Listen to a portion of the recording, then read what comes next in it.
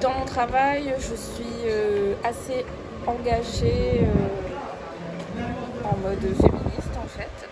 Et j'ai été invitée gracieusement à participer par le biais d'Audrey, que je connais aussi en tant qu'artiste graffeuse. Et j'ai été très contente de participer à ce projet-là parce que ça colle vraiment à l'univers que je veux partager dans mes œuvres et que c'est une cause qui me touche beaucoup.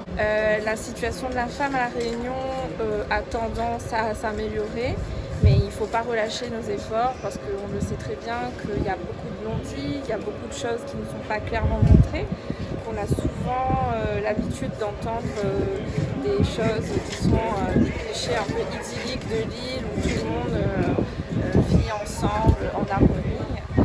C'est en partie vrai, mais pas tout à fait vrai, parce que on sait très bien que La Réunion, c'est un endroit où il y a beaucoup de violences conjugales, où la femme, même si on est dans un régime assez matriarcal, parce que les femmes ont quand même beaucoup leur place, et bien on sait qu'elles sont quand même victimes de beaucoup d'oppression, que ce soit dans leur foyer ou même en général, comme un peu partout en fait, quoi. Donc la lutte doit continuer et il faut qu'on soit tous engagés là-dedans, parce que bien évidemment, quand on parle de lutte féministe, ce n'est pas excluant par rapport aux hommes, mais au contraire, ça participe aussi à l'éducation des hommes et à changer le regard de la société sur la condition de la femme.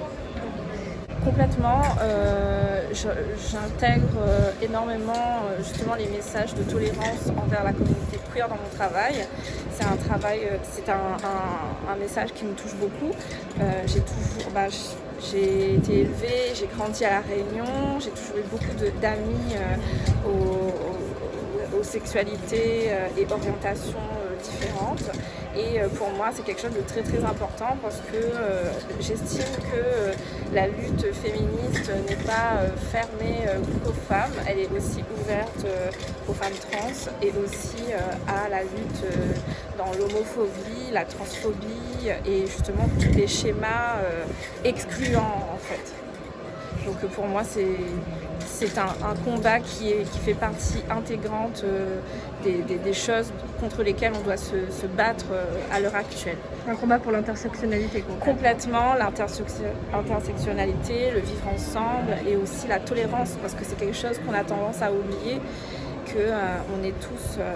on a tous droit à notre liberté en fait. La liberté, c'est central.